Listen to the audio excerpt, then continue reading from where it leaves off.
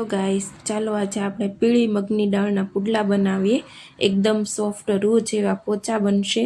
તો તેની માટે આપણે લીધી છે પીળી મગની દાળ।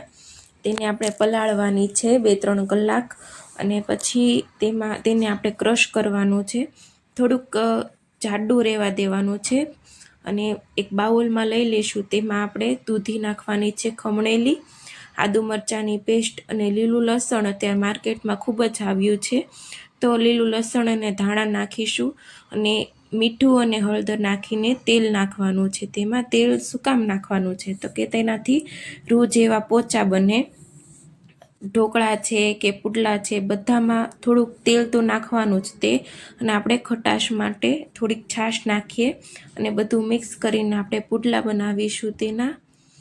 અને હવે થોડુંક તેલ નાખીને આપણે તેને પલટાવી નાખીશું। તમે જોઈ શકો છો આપણા રેડી છે પુડલા। એને બટર પેપર ઉપર આપણે લઈ લેશું। ચલો બાય બાય, થેન્ક યુ। કાલે આપણે એક ન્યૂ રેસીપી સાથે મળીએ।